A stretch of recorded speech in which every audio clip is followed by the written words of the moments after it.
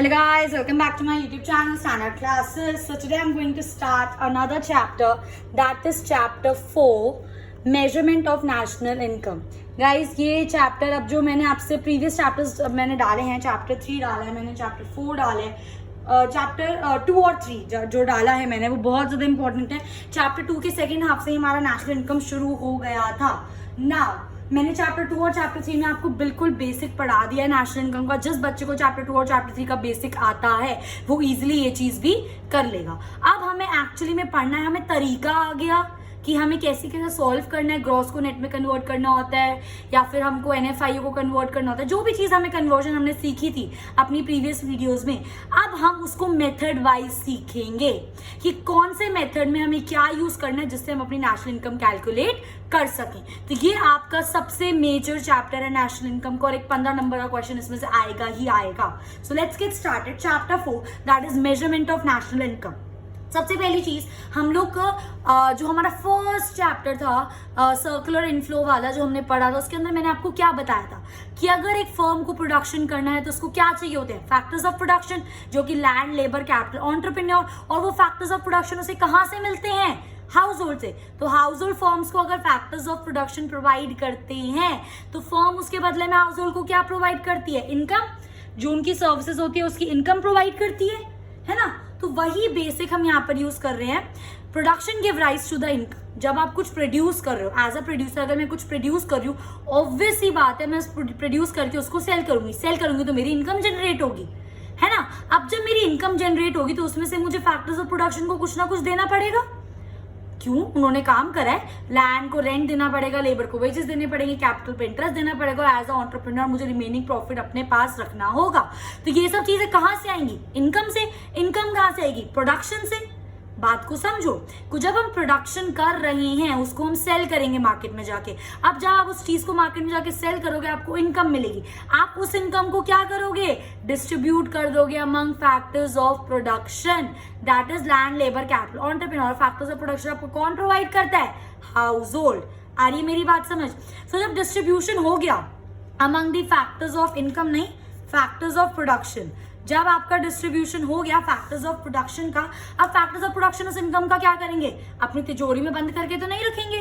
तो factors of production उस income को खर्च करेंगे, अपनी नीड्स को पूरा करेंगे, बेसिकली कंजम्पशन एक्सपेंडिचर. अब जब फैक्टर्स ऑफ प्रोडक्शन उनको खर्च कर रहे हैं तो अल्टीमेटली किसके पास जा रहा है, वापस प्रोड्यूसर के पास जो सेल कर रहा था.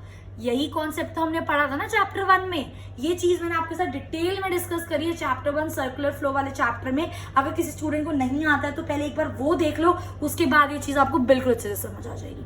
जब वो फैक्टर्स ऑफ प्रोडक्शन उसको खर्च कर रहे हैं तो अल्टीमेटली वो मार्केट जाके कुछ खरीद रहे हैं. मार्केट में कौन बेच रहा है, प्रोड्यूसर ही तो सामान बेच रहा है जो उसने प्रोड्यूस करा था. तो प्रोड्यूसर के सेल कर रहा है, उसे इनकम मिल रही है और उस इनकम को वो अगेन फिर फैक्टर्स ऑफ प्रोडक्शन में डिस्ट्रीब्यूट करेगा. फैक्टर्स ऑफ प्रोडक्शन के पास इनकम आ गई, अब अगेन वो उसको खर्च करेंगे तो दोबारा प्रोड्यूसर की इनकम जनरेट हो जाएगी. इसे ही तो बोलते हैं सर्कुलर फ्लो. आई मेरी बात समझ. यही चीज मैंने लिखी है. जब प्रोडक्शन होती है it give rise to the income. अब जब इनकम हो गई that will be distributed among the factors of production. अब फैक्टर्स ऑफ प्रोडक्शन को क्या करेंगे, स्पेंड देयर मनी, ठीक है, ऑन देयर कंजम्पशन, अपने कंजम्पशन में उसको खर्च करेंगे. अब जब वो उसको खर्च करेंगे तो फिर से वो प्रोड्यूसर की क्या हो जाएगी, इनकम जनरेट. मार्केट में जाके खर्च करोगे, पैसा दोगे तो एकदम प्रोड्यूसर की इनकम ही तो जनरेट हो रही है. ठीक है, ये था हमारा चैप्टर 1 का बेसिक जो अभी हमने पढ़ा. इसी चीज के बेस पर गाइस, क्योंकि ये हमारा प्रोसेस हो गया, प्रोडक्शन हो रहा है, डिस्ट्रीब्यूशन हो रहा है, खर्चा हो रहा है, एक्सपेंडिचर हो रहा है, ठीक है. तो नेशनल इनकम में ना ये सारी चीजें इन्वॉल्व होती है. अब आते हैं नेक्स्ट मेन चीज पे कि नेशनल इनकम इस चैप्टर में या आपके सिलेबस में हम 3 मेथड से कैलकुलेट करने वाले हैं. सबसे पहला मेथड कौन सा है आपका, value added method. Second method कौन सा है आपका, इनकम मेथड. और थर्ड मेथड कौन सा है आपका, एक्सपेंडिचर मेथड. देख लो, वैल्यू एडेड मेथड मतलब प्रोडक्शन जब आप कर रहे हो, आप रॉ मटेरियल को प्रोसेस करके फिनिश गुड्स में बना रहे हो, तो रॉ मटेरियल में जब आप कुछ प्रोसेस कर रहे हो तो बेसिकली आप उसकी वैल्यू ऐड कर रहे हो, आप वैल्यू बढ़ा रहे हो, that is value added method. Income method, जब सेल करके इनकम जनरेट जाती है उसको डिस्ट्रीब्यूट करते हैं among factors of production, that is your income method. और एक्सपेंडिचर मेथड, जो हाउस होल्ड के पास पैसा आया, जो फैक्टर्स ऑफ प्रोडक्शन के पास इनकम आई, अब उसको क्या करेंगे, तिजोरी में तो नहीं रखेंगे, वो उसको अपने नीड्स को फुलफिल करने के लिए खर्च करेंगे. तो that is your expenditure method. इसलिए ये चीज पर है, ठीक है। तो इस चैप्टर में हम एक एक करके पढ़ेंगे वैल्यू एडेड मेथड क्या होता है, इनकम मेथड क्या होता है और एक्सपेंडिचर मेथड क्या होता है। आप कोई भी क्वेश्चन उठा लो नेशनल इनकम का, आप तीनों मेथड से सॉल्व करोगे ना, आपका आंसर कभी डिफरेंट नहीं आएगा। कोई भी मेथड से सॉल्व कर लो क्वेश्चन, चाहे वैल्यू एडेड मेथड से सॉल्व कर लो, चाहे इनकम मेथड से सॉल्व कर लो, चाहे एक्सपेंडिचर मेथड से सॉल्व कर लो, आपका तीनों में आंसर सेम आएगा। अगर क्वेश्चन में मेंशन है कि वैल्यू एडेड से सॉल्व करो तो वैल्यू एडेड से ही करना पड़ेगा। अगर क्वेश्चन में मेंशन है एक्सपेंडिचर मेथड से सॉल्व करो तो एक्सपेंडिचर मेथड से ही करना पड़ेगा। बट अगर क्वेश्चन में कुछ नहीं लिखा तो जो जो आपको चीजें दे रखी होंगी उसके बिहाफ पे आप देखोगे कि आप सबसे बेस्ट मेथड इसमें कौन सा अप्लाई कर सकते हो, जो मैं आपको बताऊंगी जब हम आगे पढ़ेंगे। इतनी बात क्लियर है। अच्छा, एक आपकी नॉलेज के लिए क्वेश्चन कभी कभार बोर्ड वाले दे देते हैं, क्योंकि एक या 2 नंबर का क्वेश्चन तो जरूर अटकता है। इंडिया की नेशनल इनकम कौन एस्टिमेट करता है? ये आपका 1 मार्कर में आ सकता है, तो आपको याद रखना है that is central statistical organisation, CSO। India की national income is estimated by CSO, that is central statistical organisation. ये आपकी नॉलेज के लिए था, ये आपको पता होना चाहिए। Clear? So in this video I will be discussing value added method. Value added method एक बहुत बड़ा मेथड है, तो एक वीडियो में हम उसको कवर नहीं कर सकते। इस वीडियो में मैं उसका आधा कराऊंगी, देन मैं next video I will continue the next part of value added method. ठीक है, okay, so let's get started. एक एक चीज को बहुत ध्यान से समझना, बहुत आराम से समझना। नहीं समझ आया, नेशनल इनकम नहीं कर पाओगे। ट्रस्ट मी, मजाक नहीं है, 15 नंबर बहुत होते हैं। बात समझ आ रही है? ओके, स्टार्ट कर रहे हैं हम वैल्यू एडेड मेथड। इस मेथड के और क्या क्या नाम होते हैं? प्रोडक्शन मेथड का भी मतलब वैल्यू एडेड मेथड होता है, इन्वेंट्री मेथड का भी मतलब वैल्यू एडेड मेथड होता है, नेट आउटपुट मेथड का भी मतलब वैल्यू एडेड मेथड होता है, इंडिविजुअल ओरिजिन मेथड का भी मतलब वैल्यू एडेड मेथड होता है, और कमोडिटी सर्विस मेथड का भी मतलब वैल्यू एडेड मेथड होता है। क्वेश्चन में किसी भी नेम से आ जाता है। एक बार पेपर में आया था इंडिविजुअल ओरिजिन मेथड से सॉल्व करो, बच्चे घूम गए। बच्चे बोलते भाई 3 ही तरह के मेथड पढ़े हमने तो, value added, income method, expenditure method, ये कौन सा मेथड है इंडिविजुअल ओरिजिन मेथड? तो नहीं पता चलता बच्चों को, इसलिए वो क्वेश्चन में किसी भी नाम से आपको दे देंगे, आपको पता होना चाहिए। ठीक है, तो सबसे पहली चीज तो ये, आपको ये सारे नेम पता होने चाहिए। Production method, inventory method, net output method, individual origin method और कमोडिटी सर्विस मेथड, ये सारे मेथड्स क्या है? Value added method. इतनी बात समझ आ गई? ठीक है। अब मैंने प्रीवियस चैप्टर में आपको एक कॉन्सेप्ट पढ़ाया था इंटरमीडिएट गुड्स और फाइनल गुड्स का, है ना। इंटरमीडिएट गुड्स कौन से गुड्स होते हैं? इंटरमीडिएट गुड्स वो गुड्स होते हैं जिनको हम खरीदते हैं फर्दर रीसेल करने के लिए या फर्दर प्रोडक्शन में यूज करने के लिए, उनको बोलते हैं हम इंटरमीडिएट गुड्स। और मैंने आपको ये भी बात बताई थी लास्ट चैप्टर में कि नेशनल इनकम के अंदर हम सिर्फ फाइनल गुड्स की वैल्यू को इंक्लूड करते हैं, हम इंटरमीडिएट गुड्स की वैल्यू को इंक्लूड नहीं करते। क्यों? क्योंकि इंटरमीडिएट की जो वैल्यू होती है, इंटरमीडिएट गुड्स की जो वैल्यू होती है, वो फाइनल गुड में ऑलरेडी इंक्लूडेड हो जाती है। ये चीज मैंने आपको बताई थी। ठीक है, ये सब मैं आपके साथ डिस्कस कर चुकी हूँ प्रीवियस चैप्टर में। तो इसलिए मैं बोल रही थी कि जो मैंने चैप्टर 2 से स्टार्ट करी है ना वीडियोस डालना, वो हर चीज इंपॉर्टेंट है नेशनल इनकम के बिल्कुल लास्ट तक पहुंचने के लिए। बात समझना, ठीक है।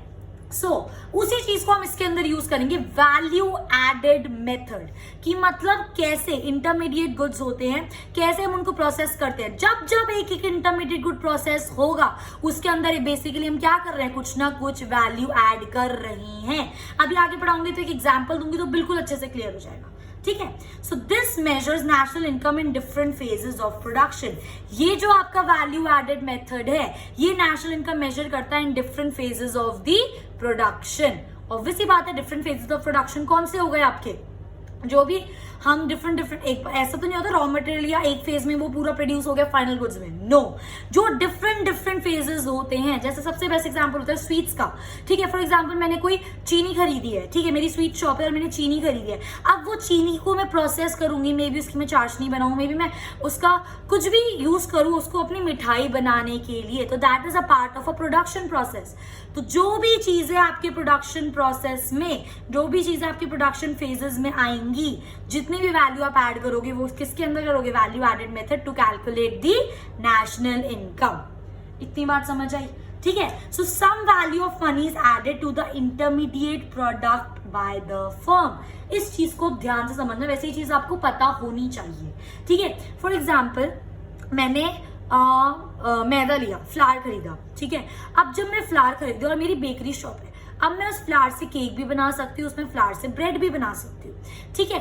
तो जो भी इंटरमीडिएट गुड्स हम लेते हैं, कोई भी एक फर्म, फॉर एग्जाम्पल एक काम करते हैं, एग्जाम्पल ले लेते हैं, यहाँ पर मैं आपको एक्सप्लेन करती हूँ। मेरी 3 वो है फर्म्स, ए बी सी, ये 3 फर्म्स हैं। अब ध्यान से समझना मैं क्या बोल रही हूँ। बी ने इस फर्म से एक इंटरमीडिएट गुड खरीदा, उसको प्रोसेस करा, ठीक है, अभी भी वो फाइनल नहीं बना। अब सी ने बी से इंटरमीडिएट वही वाला गुड खरीदा जो बी ने प्रोसेस करा था। अब सी ने उसको फर्दर प्रोसेस करा, फिर फाइनली किसको दे दिया? कंज्यूमर को। अब बात को समझो, जब ए ने रॉ मटेरियल लेके कुछ प्रोसेस करा तो उसमें वैल्यू ऐड करी, सिमिलरली अब वही गुड ए ने बी को दे दिया। अब बी क्या कर रहा है? बी भी एक फर्म है, बी अब उसमें आगे प्रोसेसिंग कर रही है, मतलब उसमें और वैल्यू ऐड कर रही है, और फिर सी ने बी से खरीद लिया। अब सब सी ने बी से खरीदा, वो उसको फर्दर प्रोसेस कर रहा है, मतलब उसमें और वैल्यू ऐड कर रहा है, और सी ने फिर फाइनल गुड बना के किसको सेल करा? कंज्यूमर को। तो जब जब कोई फर्म एक फर्म से कुछ खरीदती है फर्दर रीसेल के लिए, फर्दर प्रोसेसिंग के लिए, पहली चीज उनको बोलते हैं इंटरमीडिएट गुड। और जो फर्म उसके अंदर प्रोसेसिंग करती हैं, बेसिकली वो उसमें क्या कर रही है? वैल्यूज को ऐड कर रही हैं। बात समझ रही हो मेरी? तो यही चीज मैंने यहाँ पे लिखी, सम वैल्यू ऑफ मनी, कुछ ना कुछ is added to the intermediate product by a firm. कोई भी फर्म जब एक इंटरमीडिएट प्रोडक्ट खरीदती है और उसको प्रोसेस करती है, तो बेसिकली वो उसके अंदर क्या कर रही है? एडिशन कर रही है वैल्यू की। बेस्ट एग्जांपल देती हूँ मैं आपको, जैसे मैंने बोला मेरी स्वीट शॉप है, ठीक है, मैंने मिल्क खरीदा। अब जब मैं दूध खरीद रही हूँ, मैं दूध से मिठाई बना रही हूँ, तो दूध फॉर एग्जाम्पल मैंने 100 रुपए का खरीदा। अब जब मैंने मिठाई बनाई उसकी, तो मैं उसको 200 का बेच रही हूँ। तो बेसिकली जो मैं 200 रुपए का बेच रही हूँ, उसके अंदर 100 रुपए का मिल्क भी तो इंक्लूडेड है, प्लस 100 रुपए एक्स्ट्रा लगा के मैं सेल कर रही हूँ। मैंने बनाया, घी वगैरह लगा, टाइम वगैरह लगा, ठीक है। तो मैंने क्या करा? मिल्क की जो वैल्यू थी उसमें और वैल्यू ऐड करी, उसको प्रोसेस करा, उसको कन्वर्ट करा, तो उसकी वैल्यू बढ़ गई। इतनी बात समझ आई? ठीक है। So some value of money, कुछ ना कुछ जब भी प्रोसेसिंग हो तो आपका कुछ ना कुछ अमाउंट ऐड होगा ही होगा। So value added by each and every firm, जितने भी फर्म्स थे, जैसे उसमें ए बी सी, इसने भी वैल्यू उसके अंदर डाला, फिर बी ने उसे लिया, उसको प्रोसेस करा, उसने भी उसके अंदर वैल्यू ऐड करी, फिर सी ने प्रोसेस लिया, उसको भी उसने प्रोसेस करा और वैल्यू ऐड करी। तो जितने भी फर्म्स, इसने भी वैल्यू ऐड करी, इसने भी वैल्यू ऐड करी, इसने भी वैल्यू ऐड करी, तीनों फर्म्स की जो वैल्यू एडिशन है उसको मैं अगर सम अप कर दूं तो मुझे क्या मिल जाएगी? National income. आई मेरी बात समझ? Value added by each and every firm, सारी फर्म्स ने जितनी जितनी वैल्यू ऐड करा है in the process of production, उसको अगर हम सम अप कर दे, उसको हम ऐड कर दे, तो हम कहां पे पहुंच जाएंगे? नेशनल इनकम पर। इतनी बात क्लियर है? ठीक है। सो यही चीज मैं आपको एक्सप्लेन करती हूँ एक एग्जांपल से, ठीक है। अब baker buys ₹700 of flour to produce a bread. एक बेकर ने मैदा खरीदा, फ्लावर खरीदा 700 रुपए का, जिससे वो ब्रेड प्रोड्यूस कर सके। तो बेकर के लिए वो ब्रेड क्या, फ्लावर क्या है? दैट इज इंटरमीडिएट गुड, क्योंकि वो उसको प्रोसेस करेगा। अब जब वो फ्लावर को, मैदा को प्रोसेस करेगा, तो बेसिकली वो वैल्यू ऐड कर रहा है ताकि उसकी ब्रेड बन जाए। इतनी बात क्लियर है? And in the process of production, जब उसने मैदा यूज करा, जब उसने फ्लावर यूज करा ब्रेड को बनाने के लिए, इन द प्रोसेस ऑफ प्रोडक्शन उसने फ्लावर का ब्रेड बना दिया, जो कि कितने का बन गया? ₹1000 का। देख सकते हो फ्लावर का अमाउंट कितना था? 700 रुपए। अब जब उसको ब्रेड में प्रोसेस कर दिया तो उसका अमाउंट कितना हो गया? 1000 रुपए। वैल्यू ऐड हो गई ना? बात आई समझ? ठीक है। अब बहुत ध्यान से समझना क्या समझा रही हूँ। अब जो बेकर ने फ्लावर लिया, वो उसके लिए क्या है? इंटरमीडिएट गुड, क्योंकि वो उसको प्रोसेस करेगा। अब एक मैन्युफैक्चरर जिस प्राइस पे अपना इंटरमीडिएट गुड खरीदता है, उस प्राइस को हम बोलते हैं इंटरमीडिएट कंजम्पशन।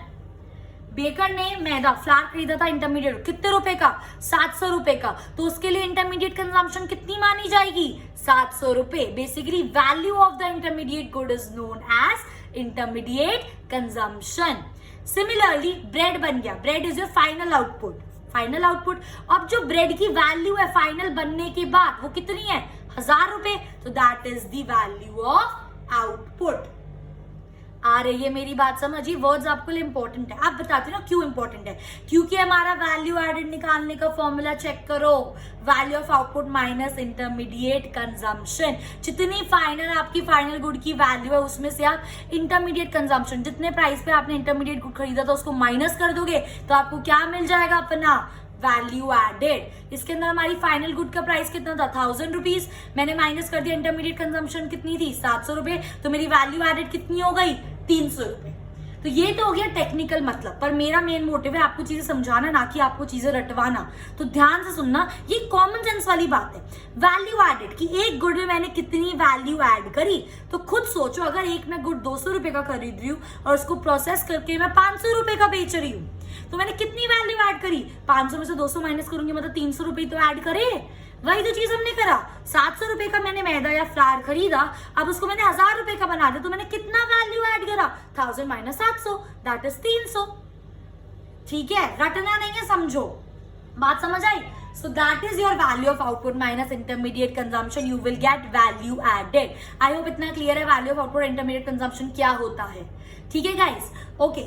So अब ध्यान से सुनना, value produced by each firm। देखो ए ने भी कुछ वैल्यू प्रोड्यूस करी, वैल्यू ऐड करी, बी ने भी कुछ वैल्यू ऐड करी, सी ने भी कुछ वैल्यू ऐड करी, तो एक सिंगल फर्म, फॉर एग्जांपल सिर्फ एक ही वैल्यू ऐड की मैं बात करूं तो उसको हम क्या बोलेंगे, gross value added at MP, GVA at MP. सिर्फ एक फर्म की बात कर रही हूं। अब अगर मैं हर फर्म की वैल्यू ऐड को टोटल कर दूं, मतलब देखो ए का क्या था, ए ने वैल्यू ऐड करी GVA एट एमपी, बी ने वैल्यू ऐड करी GVA एट एमपी और सी ने वैल्यू ऐड करी GVA एट एमपी। अब अगर मैं इन सबको सम कर दूं, देखो ये समेशन का साइन होता है ना, मैथ्स में पढ़ा होगा, ठीक है, GVA एट एमपी, अगर मैं इन सबका सम कर दूं पूरे GVA एट एमपी का, तो मुझे क्या मिल जाएगा, GDP एट एमपी। डी क्या होता है, डोमेस्टिक, ग्रॉस डोमेस्टिक प्रोडक्ट, कि कितना एक्चुअली हमारी प्रोडक्शन हुई है। बात समझ आ रही है मेरी गाइस, क्या बोल रही हूं मैं। तो अगर आप एक फॉर्म की देख रहे हो कि एक फॉर्म ने कितना वैल्यू ऐड करा, तो उसको हम बोलते हैं gross value added at MP. अगर आप सारी फॉर्म्स का टोटल मिला रहे हो, जब तक गुड आपका फाइनल नहीं बना कि हर फॉर्म ने कितना कितना वैल्यू ऐड करा, उसको बोलते हैं हम GDP एट एमपी, की एक्चुअली पूरी कंट्री में टोटली कितना प्रोड्यूस हुआ, कितने वैल्यू का प्रोड्यूस हुआ। तो summation value added by all the firm is known as gross domestic product at MP, that is GDP at MP. अगर मैं समेशन कर दूं, इसको बोलते हैं समेशन GV एट एमपी, मतलब सारी फर्म से जितना ऐड करो उसको ऐड कर दो, तो मेरे को क्या मिल जाएगा, GDP एट एमपी। इतनी बात क्लियर है। तो वैल्यू एडेड मेथड में आपको GDP एट एमपी बहुत जरूरी है। ठीक है, ओके इसके बाद कंजम्पशन दो तरह की मैंने आपके साथ डिस्कस करी, एक होती है इंटरमीडिएट कंजम्पशन और एक होती है फाइनल कंजम्पशन। इंटरमीडिएट कंजम्पशन कौन सी होती है, amount incurred by producing unit. देखो ना, ये आपका मैन्युफैक्चर था, इसने 700 रुपए का सामान खरीदा ताकि उसको आगे फर्दर प्रोसेस करके वो ब्रेड बना पाए, तो वो 700 रुपए उसके लिए क्या था, intermediate consumption. So amount incurred या खर्चा जो एक प्रोडक्शन यूनिट करता है गुड्स और सर्विसेज को परचेज करने के लिए दूसरे प्रोडक्शन यूनिट से। ये ब्रेड वाला है, इसको ब्रेड बनानी थी, इसने मैदा वाले से, फ्लावर वाले से, तो इस प्रोडक्शन यूनिट से, इस वाली प्रोडक्शन यूनिट से फ्लावर लिया, तो जिस प्राइस पे लिया उसको बोलेंगे इंटरमीडिएट कंजम्पशन। एक और बात इसमें ध्यान रखने वाली, लिया कुछ आगे फर्दर रीसेल करने के लिए, अगर कुछ लिया खुद के कंजम्पशन के तो वो इंटरमीडिएट नहीं माना जाएगा। इंटरमीडिएट और फाइनल गुड्स का कॉन्सेप्ट मैं डिटेल में डिस्कस कर चुकी हूँ आपके साथ चैप्टर 2 में। बात आ रही है समझ, नहीं कर रहा है तो पहले वो करो, फिर बोल रही हूँ नेशनल इनकम करने के लिए चैप्टर 2, चैप्टर 3, चैप्टर 4 इंटरलिंक्ड है, तीनों एक साथ। ये नहीं कि आप पहले चैप्टर 4 करने लग जाओ, कुछ समझ नहीं आएगा, 2 से स्टार्ट करो करना। आई बात समझ। तो इंटरमीडिएट कंजम्पशन, जब एक प्रोडक्शन यूनिट दूसरे प्रोडक्शन यूनिट से कुछ खरीदता है, तो जिस वैल्यू पे खरीदता है रीसेल करने के लिए या कुछ प्रोसेस करने के लिए, उस वैल्यू को हम बोलते हैं intermediate consumption. Similarly final consumption, जो खर्चा गुड्स और सर्विसेज पे होता है फाइनली किसी चीज को कंज्यूम करने के लिए, इन्वेस्ट करने के लिए, उसको हम क्या बोलते हैं, final consumption. I hope guys इतनी बात आपको क्लियर है। ठीक है, सो यही बात, एक छोटा सा और इंपॉर्टेंट टॉपिक है इसके अंदर, अभी तक एक बार सम अप कर देती हूँ क्या करा। ठीक है, ये यहाँ पे तो कुछ नहीं था, हमने वैल्यू एडेड मेथड स्टार्ट करा, आपको सारे नेम पता होना चाहिए, डिटेल में आपके साथ मैंने डिस्कस करा। वैल्यू एडेड का फॉर्मूला क्या होता है, value of output minus intermediate consumption. और वैल्यू एडेड मेथड अगर आपको स्टार्ट करना है तो आप क्या यूज करोगे, सबसे पहले GDP एट एमपी से स्टार्ट करोगे। इतनी बात आप प्लीज ध्यान रखना, ये सब न्यूमेरिकल्स में बहुत ज्यादा काम आएगा। अब एक बहुत इंपॉर्टेंट पॉइंट बता रही हूँ न्यूमेरिकल के पॉइंट ऑफ व्यू से, imports are not separately included in the intermediate consumption. देखो क्या बोल रही हूँ मैं, तीन केसेस की मैं बात करूंगी। अगर आपको क्वेश्चन में इंटरमीडिएट कंजम्पशन की वैल्यू दे रखी है और इंपोर्ट्स दे रखे हैं, तो आप इंटरमीडिएट कंजम्पशन में अपने इंपोर्ट्स की वैल्यू को ऐड नहीं करोगे, क्योंकि इंटरमीडिएट कंजम्पशन में इंपोर्ट्स ऑलरेडी एडेड होते हैं। केस 1। केस 2, अगर आपको डोमेस्टिक परचेज, मतलब आपको परचेजेस दे रखी है जो with in the country domestic हुई है और इंपोर्ट की वैल्यू अलग दे रखी है, तब अगर आपको इंटरमीडिएट कंजम्पशन निकालना है तो आप डोमेस्टिक परचेजेस के अंदर अपने इंपोर्ट्स को क्या करोगे, ऐड करोगे। तीसरा केस, अगर आपको परचेज ऑफ रॉ मटेरियल दे रखा है और आपको इंपोर्ट्स दे रखे हैं, तो आपका इंटरमीडिएट कंजम्पशन क्या होगा, only the value of the purchase of raw material, उसके अंदर आपको इंपोर्ट फिर से ऐड करने की जरूरत नहीं है। तो वही चीज मैंने यहाँ पे लिखी है, as value of imports are already given, value of imports आपको पहले से दे रखा है, as value of imports are included in the intermediate consumption. जब भी क्वेश्चन में इंटरमीडिएट कंजम्पशन दिखे, इसका मतलब इसके अंदर इंपोर्ट पहले से इंक्लूडेड है, दोबारा इंक्लूड करने की जरूरत नहीं है। Case 2, but if domestic purchases are given, अगर डोमेस्टिक परचेजेस क्या होती है, वो परचेज जो आप विद इन द कंट्री कर रहे हो, ठीक है, और इंपोर्ट्स आपको अलग से दे रखे, तो आपको अगर इंटरमीडिएट कंजम्पशन निकालना है तो डोमेस्टिक परचेज में इंपोर्ट्स को क्या कर दोगे, ऐड कर दोगे।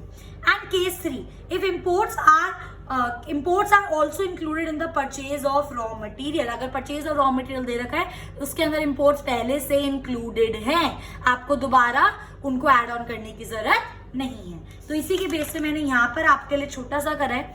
देखो, आईसीज इंटरमीडिएट कंजम्पशन 12,000 दिया हुआ, इंपोर्ट्स 300, तो इंटरमीडिएट कंजम्पशन कितना होगा, सिर्फ 12,000, आपको इसमें इंपोर्ट्स ऐड नहीं करने।